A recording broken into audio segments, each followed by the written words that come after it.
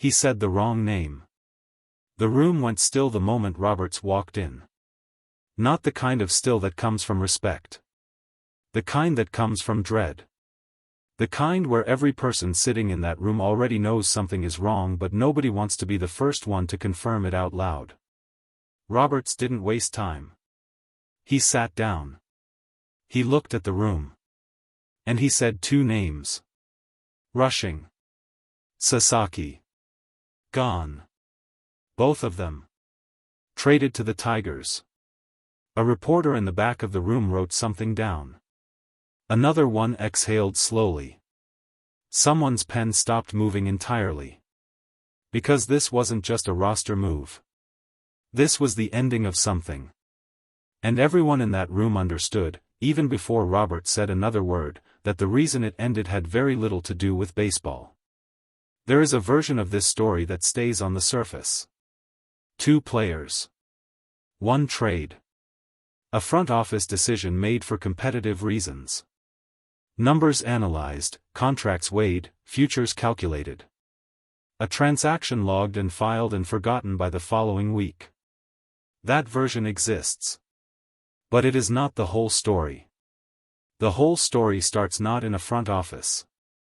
Not in a conference room with a whiteboard and a projector. It starts in the quieter spaces of a major league clubhouse. The spaces that don't have cameras. The spaces where a man says something he cannot take back.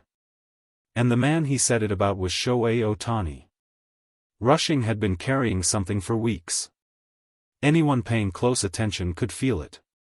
The kind of tension a struggling player wears without realizing it, in the way he walks from the dugout, in the way he responds to small things, in the way silence from him started to feel different from silence that was just quiet.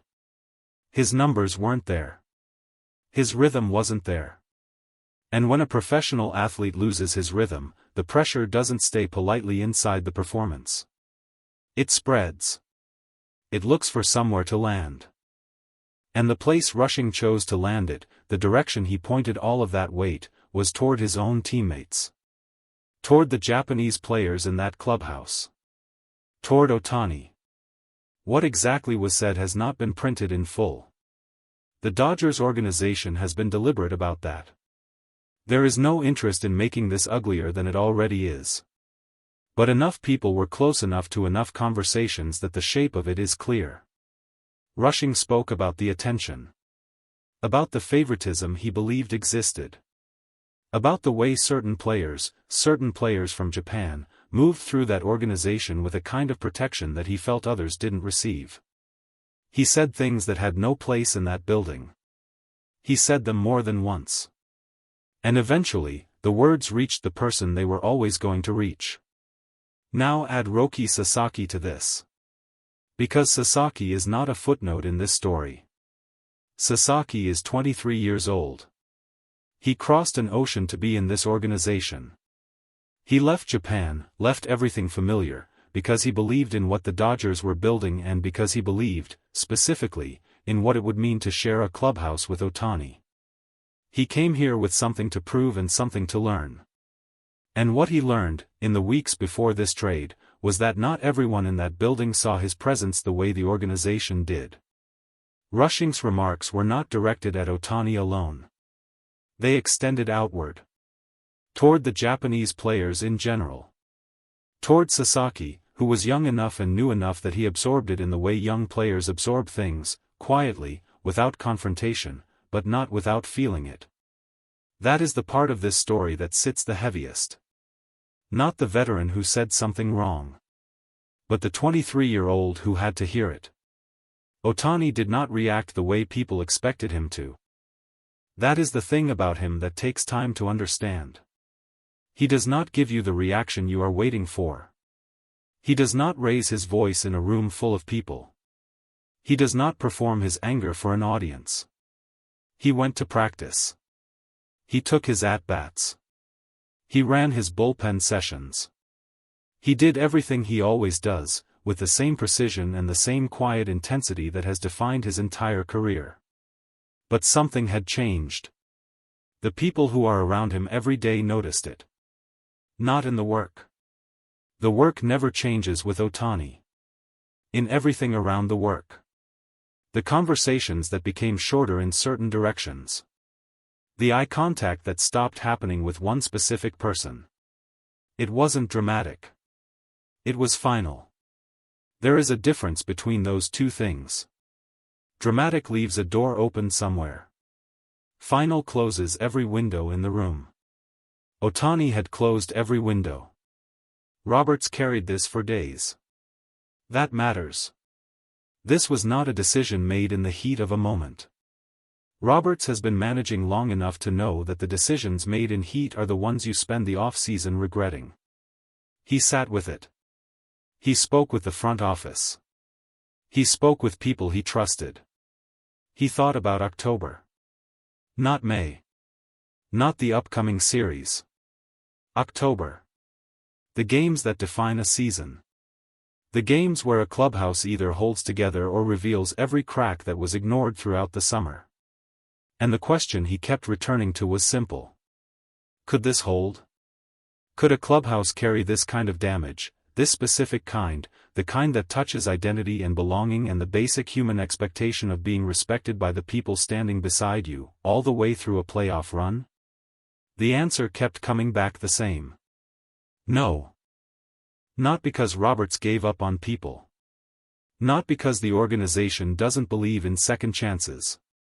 But because the trust, the particular, invisible, load-bearing trust that championship teams are built on, had been fractured in a place too deep to repair in the time they had left.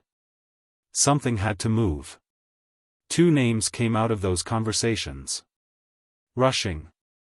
Because of what he said and what it revealed about who he becomes when the pressure gets heavy enough. Sasaki. Not because of anything he did wrong. That is the part that stings. He was caught in the geometry of a trade that needed to work on both ends. The Tigers needed a package that made sense. The Dodgers needed a return that made sense. And so a 23-year-old who had done nothing except show up and work found himself included in a transaction built around someone else's failure. That is baseball. It is also not entirely just. Both things live in the same sentence. The press conference was not long. Roberts came in.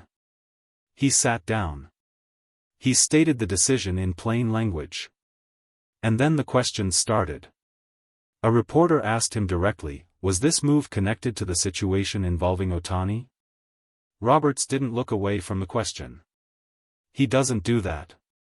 It is one of the things about him that the reporters in that room have come to understand over years of sitting across from him. He looks at the hard question the same way he looks at any other question. Directly.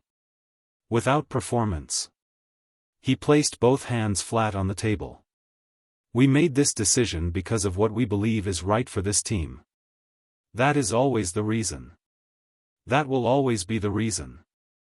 He paused for exactly long enough. But I also believe that a clubhouse is an environment. And environments don't maintain themselves. They are built. Deliberately. By the choices we make about who is in the room and what we allow to exist in that room. We made a choice. The reporter pushed. Did Ohtani's response to the situation influence the decision? Roberts breathed in slowly. Shohei carries himself in a way that makes everyone around him better.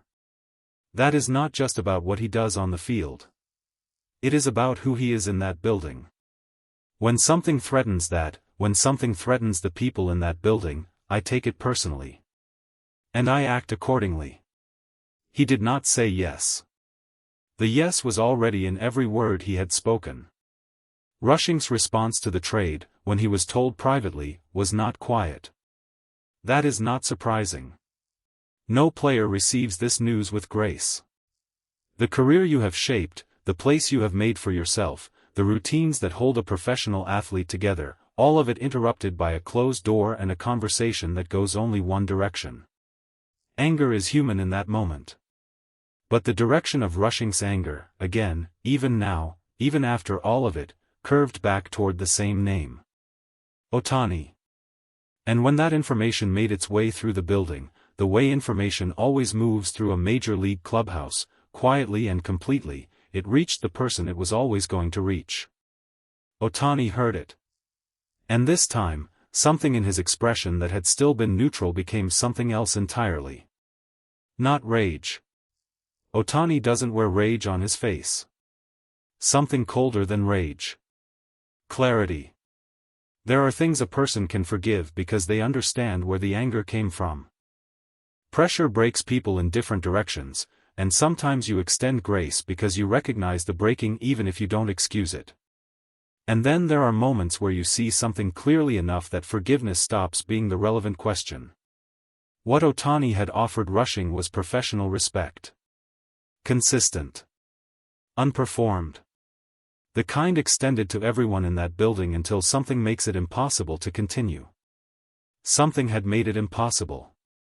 The declaration that followed was not a press conference statement. It was not a quote given to a reporter with a recorder. It was communicated in the language that Ohtani has always spoken most fluently, action and silence, used together, with a precision that leaves nothing ambiguous. He was done with Rushing. Not angry done. Not temporary done. Done the way a door is done when it has been closed and locked and the key no longer exists. Sasaki will go to Detroit and figure out what comes next. He is 23. He has time that most people in this situation don't have. He will throw his pitches and find his rhythm in a new city with a new uniform, and eventually this will become the story he tells about the beginning of his career rather than the definition of it.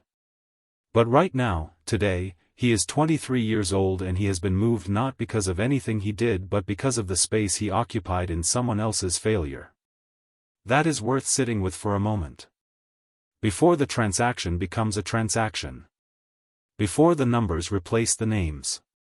A young man crossed an ocean. He did everything right. And he still ended up in this. At the end of the press conference, a reporter asked Roberts the question that was sitting in the back of every mind in that room. After everything that's happened, does this team come out of this stronger? Roberts looked up. Not at the reporter. Slightly past the reporter.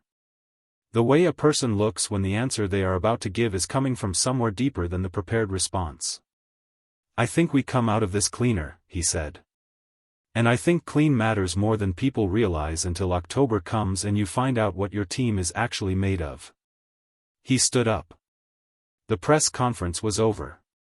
2 lockers in the Dodgers clubhouse were already being cleared. And on the other side of the building, Shohei Ohtani picked up his bat, walked to the cage, and began taking his swings. Unhurried. Focused. Present. The way he always is. Like the noise had already stopped existing for him. Like he had already moved on to what comes next. And watching him in that cage, watching the precision and the stillness and the complete absence of anything that looked like distraction, you understood exactly why Roberts made the decision he made. Because that is what you protect. Not a name. Not a contract. Not a headline. That. The person who shows up every single day and makes everyone around him believe that October is not just possible. It is coming. And now, with the room a little quieter and the foundation a little more solid, the Dodgers are pointed directly at it.